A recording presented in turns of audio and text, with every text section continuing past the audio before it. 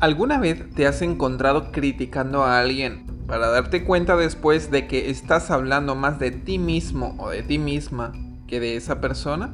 Hoy vamos a analizar el caso de una mujer que llama maldito cucaracho a su ex, pero sin darse cuenta está exponiendo algo mucho más revelador, sus propias decisiones. Porque aquí, como siempre, la pregunta es, ¿quién dejó entrar al cucaracho?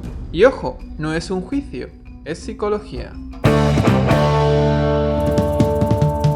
Me di cuenta que era casado, su tercer matrimonio y tenía 3 hijas. ¿Qué? Maldito cucaracho. No, mi pasado no me define. El white count es una mamá. Esto no es solo una queja, es una confesión. ¿Qué nos dice esto de cómo tomamos decisiones en nuestras relaciones y de cómo manejamos nuestras propias responsabilidades? Vamos a desmenuzarlo, porque aquí hay mucho más que un simple cucaracho. Hablemos primero de la psicología de culpar al otro. Cuando algo no sale como esperábamos, tendemos a culpar factores externos para proteger nuestra autoestima. Esto se llama externalización de la culpa. Según Fritz Heider, este mecanismo es común porque nos resulta más fácil decir él es el problema que admitir yo lo elegí. Entonces, basándonos en esta referencia, ¿qué nos dice la crítica de esta mujer? Nos dice que está proyectando su frustración en él para evitar reflexionar sobre sus propias decisiones, porque admitir que fallamos no es sencillo. El segundo punto a analizar es el mensaje implícito en sus palabras. Llamar cucaracho a su ex no solo lo pone a él en una posición negativa, sino que también dice al mundo: yo elegí involucrarme con alguien que claramente tenía un historial problemático. Y aquí entra un concepto importante. Nuestras elecciones no siempre son racionales. Según John Bowlby, en su teoría del apego, muchas personas buscan validación en sus relaciones, incluso si eso significa ignorar señales claras de conflicto. En su libro, él explica que las personas con apego inseguro tienden a idealizar a quienes no son emocionalmente disponibles.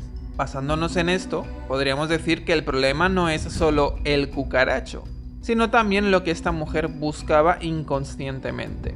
El tercer punto a destacar es la falta de responsabilidad personal.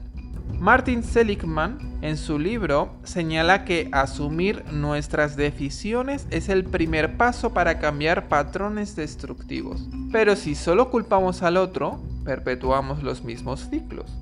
Esta mujer está diciendo, él es el problema, pero al hacerlo está dejando claro que no ha hecho una introspección real. Y aquí está el verdadero aprendizaje. Cuando no asumimos nuestra parte, repetimos los mismos errores una y otra vez. Así que, sin responsabilidad, no hay cambio. El cuarto punto a destacar es el mensaje social. Este caso nos deja una gran lección. Lo que criticas en los demás habla más de ti que de ellos. Según Cecilia Ridgway en Frame by Gender, nuestras percepciones están profundamente influenciadas por las normas sociales que internalizamos. Si culpamos al otro sin reflexionar, perpetuamos una narrativa que nos impide crecer. Entonces, ¿qué pasaría si cambiáramos esta narrativa? Si, en lugar de culpar, reflexionáramos sobre nuestras propias elecciones, ahí es donde está el verdadero poder, en asumir y mejorar. El cambio comienza contigo. Ahora te pregunto, ¿qué decisiones estás criticando en los demás que reflejan algo que necesitas trabajar en ti? ¿Qué patrones estás repitiendo? Si este análisis te hizo reflexionar, compártelo, porque este tipo de conversaciones son las que nos ayudan a crecer como individuos y como sociedad.